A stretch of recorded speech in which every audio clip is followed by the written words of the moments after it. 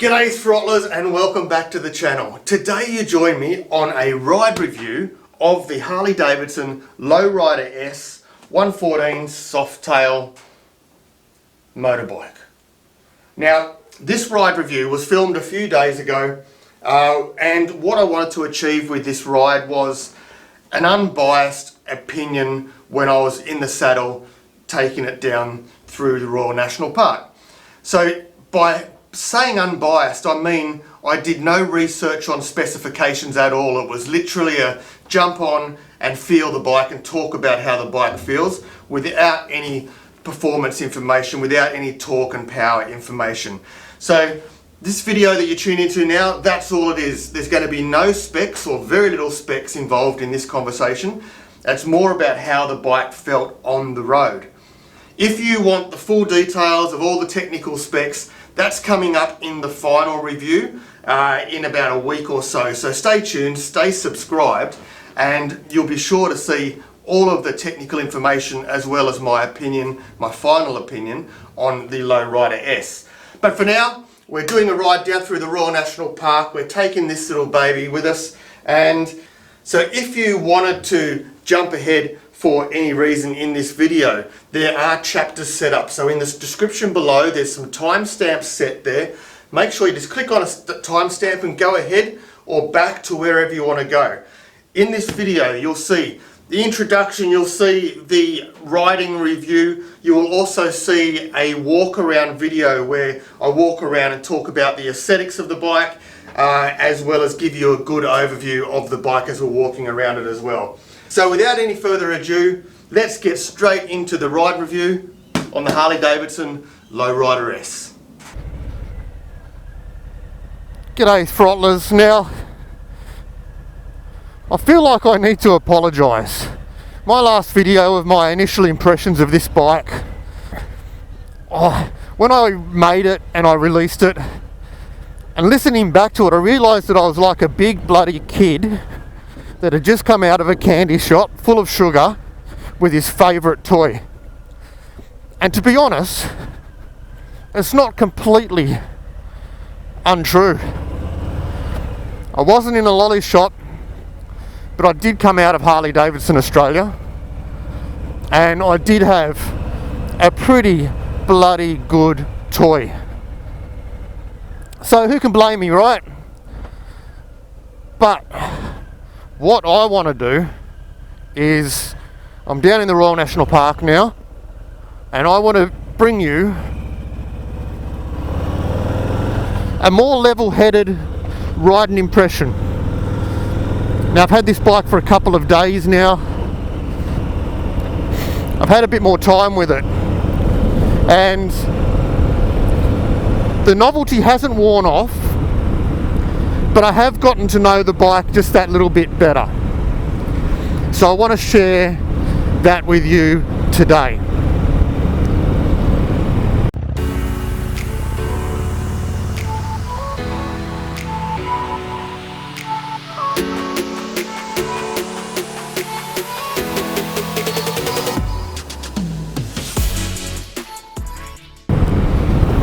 The weather gods have been kind to me so far. It was a strong fog this morning on the way down here, but the fog's lifted, there's a bit of blue sky, and hopefully I'll have a nice little trip through the Royal National Park this morning on the Low Rider S.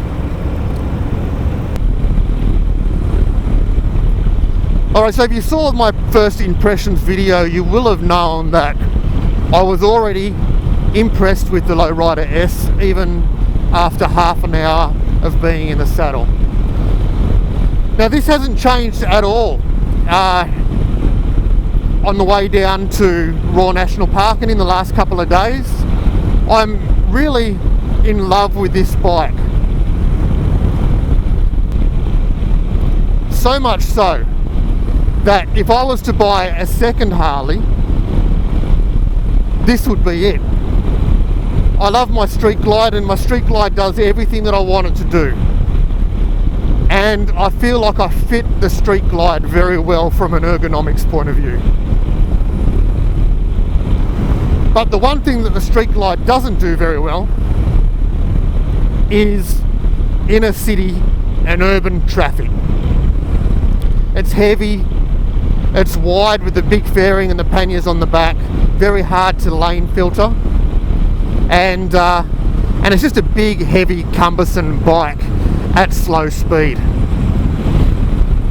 And this is where this little Low Rider S would be the perfect solution for me as a second bike, because it's got the same power plant, the same amount of power. It's a lot lighter, it's a lot smaller, and just easier to live with on a day-to-day basis. Now, if you were looking for a Harley to commute on, this would be a good choice. Now, I haven't read the specs at all for this bike yet, and that's intentional. I wanted to get to know the bike just on its own, without facts and figures, to offer a nice unbiased opinion about the bike. And then my job this afternoon is actually to sit down and do research on specs and figures, and then compile them into the complete review.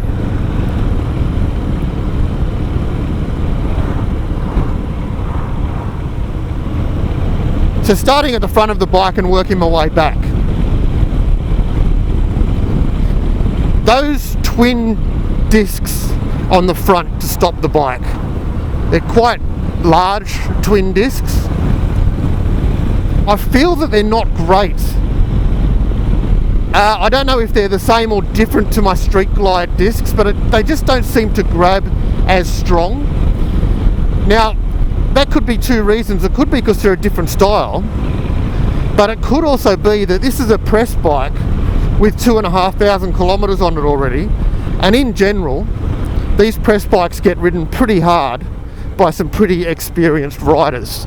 So there is a chance that maybe the brakes have just gone a bit spongy, maybe the pads need replacing because it's been ridden hard. I don't know, I'll give them the benefit of the doubt, but they look like they should be pure stopping power, and in fact they're not. They're quite ample, they do the job, but they just don't seem like they grab as strong as my Street Glide front brakes do. One thing that is very nice, we've got some upside down forks on the front of this, so it's obviously reduced the unsprung weight, and it just gives it that little bit more of a sporty feel. It tips into corners very accurately for what it is. Clearly it's not a R1, but for a big heavy cruiser with a lot of horsepower, it kicks into the corners really nicely. And talking about horsepower, we'll come on to the 114 engine. I said it before, this is the same engine that I've got in my Street Glide Specialist, the 114 Milwaukee 8. From memory, I think it's 1863 cc for those metric people. This is purely stock, no mods to it yet, but it's just a weapon of a powerhouse. Its responses are so strong, and it really gets up and goes for the size of the bike. Let's hope some of these cars turn left and give me an empty road.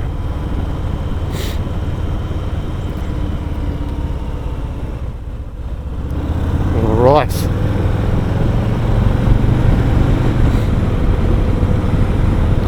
I actually think the engine's very well matched to the frame. You have to be very careful with this, because without the added weight like the Street Glide, there is a lot of power there to get you in strife in a corner. So it's definitely not a bike for a beginner to intermediate rider. I think it's a great advanced rider's bike, and I also think that it's a great hooligan bike with the stance, the power and the lightweight. It'll be the sort of bike that if you were on closed roads, you could be doing your burnouts, your wheel stands and all that sort of stuff. This would be the perfect option for it. If you ever see Maddie Mingay in action, I think he pretty much rides the 1200 Sportster when he does his stunts, but this would be the sort of bike that he would absolutely love.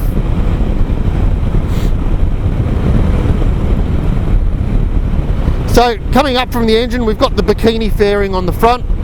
I'm finding that it's deflecting quite a good amount of wind, which I didn't expect. There's less buffeting from this than there is from my silly Street Glide fairing with a screen on it, so that's something to consider as well. Coming up to a raised handlebar mount, and this could be obviously raised higher. You could put some higher bars on it. For me, I feel like I'm leaning forward to hang onto these bars. I would probably want something pulled back a little bit just for my body and my posture, but very, very aggressive style of seating position.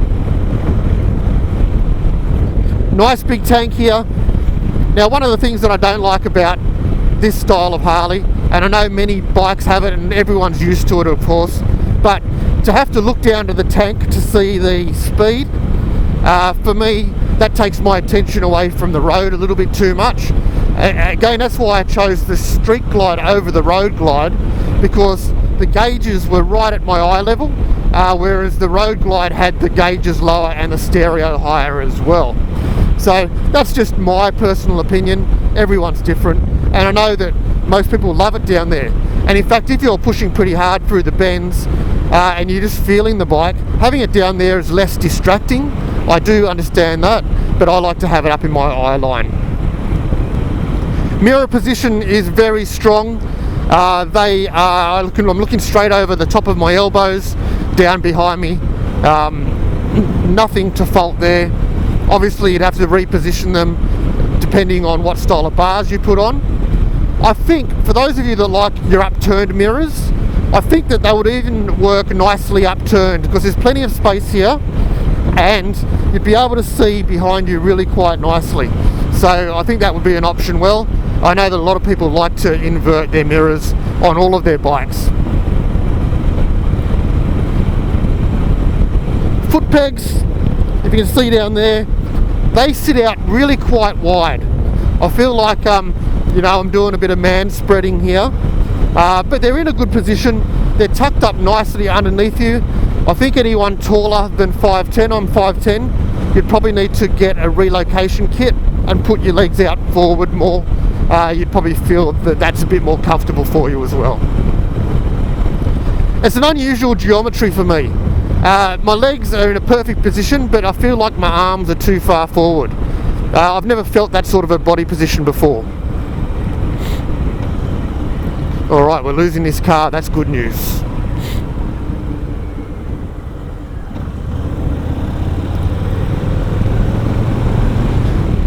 The stock seat is adequate.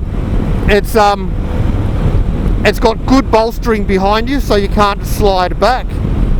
And until you really spend like 200-300 kilometers on a ride, you never really get to know the goods and the bads of a seat. But from a short distance riding point of view, it's actually a very, very comfortable seat. Then obviously going down to the back, you've got twin pipes, you've got number plate mounted up on your fender high, and then you've also got a fender mounted brake light.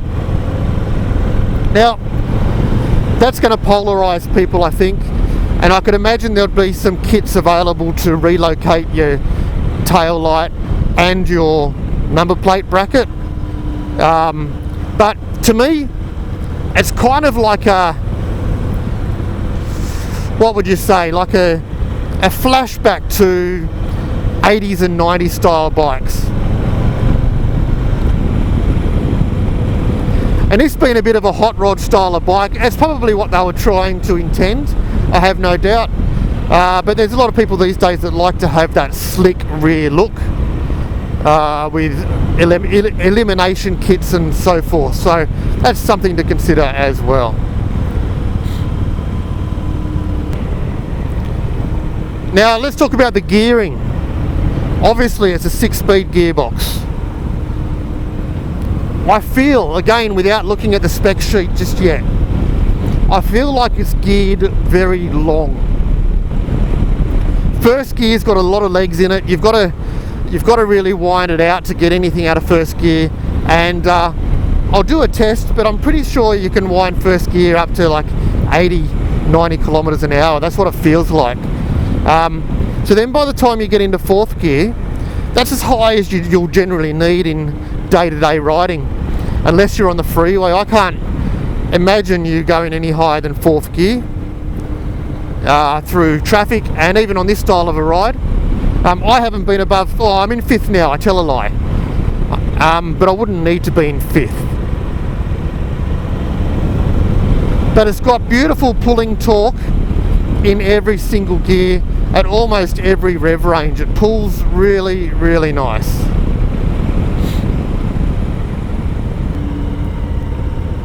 I have to admit, it's a bit unusual for me. I've become so used to that big heavy bike that I have, that this lightness and nimbleness catches me out here and there. And the roads down here are a bit slippery. We had a bit of rain yesterday, and on top of that we had a fair thick fog this morning. So coming around the corners, it's catching me out a little bit for a number of reasons. Number one, for its lightness, but also because of its amount of sheer power that it's got. I guess that's why I suggest that this isn't a beginner or an intermediate rider style of bike. In my opinion, and you know, everyone's different. Some people just love as much power as they can get, even if they don't know how to use it. But in my opinion, this has got a little too much power, unless you're a really confident rider. It can just catch you out unexpectedly. I classify myself as a mediocre rider. I certainly don't pretend that I'm an amazing rider. And this morning it's just caught me out a couple of times. Nothing dangerous, of course, but certainly enough to give the sphincter a bit of a squeeze and give the heart rate a bit of an increase. Oversharing, maybe? How beautiful is it down here, seriously?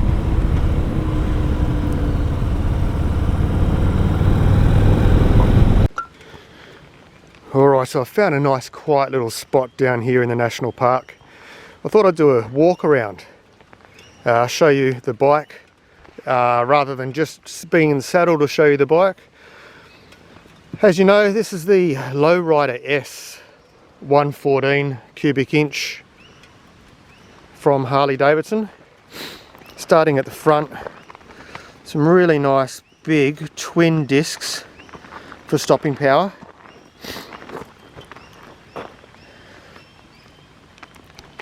I felt like it wasn't as good stopping power as I thought it might be, not as solid as my Street Glide, but as I mentioned, there's a good chance, this being a press bike and having 2,500 kilometers on it already, there's a good chance that these have been given a pretty hard time and might need a bit of adjusting or pads worked on. But it has ample stopping power, just not as good as I would have expected.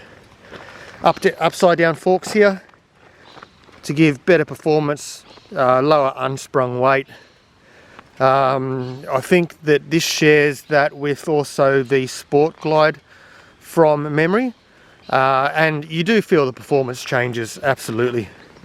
Nice little bikini fairing, housing an LED halo style of light. I love the LED on this. In fact, let's turn it on while we're watching. Where's the switch? There we go. There you go. Easy to be seen from a long way away with that beautiful LED. Coming around, turn signals are standard globes located on the handlebars. Air filter. Nice tank. I really like the graphics on the tank. Traditional, I guess that's 80s style, would you say? Leave a comment below and tell me what you think, but I really like that font for the Harley-Davidson logo. I think these would be called mid-set pegs. I think that if you're any taller than 5'10", you'd probably want to put forward sets on it and move your foot position a little bit forward. But for me, it's really quite comfortable.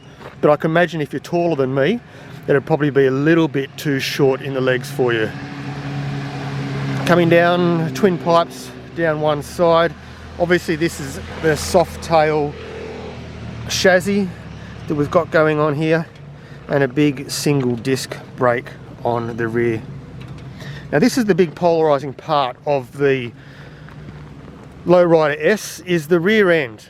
Now personally, I kind of like it. It sort of is a bit old school 80s style lighting, but a lot of people aren't liking the tail light and also the vertical number plate bracket up here. Obviously that's something that could be changed really easy, but bloody noisy Harley-Davidson's going past. But easy change. I quite like it. I think it suits the style of the bike, but not everyone likes it, that's for sure. And everyone who doesn't like it are very vocal about it. Alright, single seat on this particular model. I assume that you'd be able to get a pillion seat available for it. That's probably what that little pin is there for. But at this stage it's just a single seat. Belt drive, of course. And that's about all I've got to say. Now here's the gauge cluster.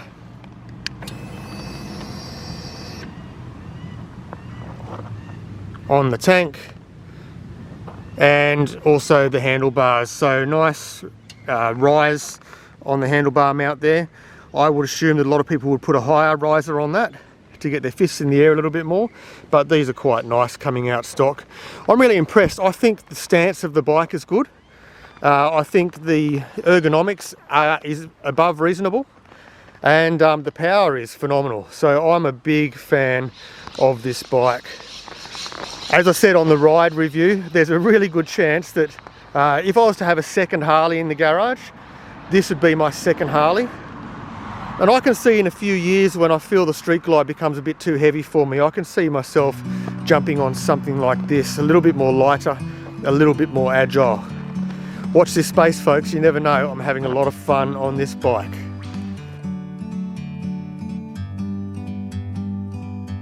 Like a bird on a tree,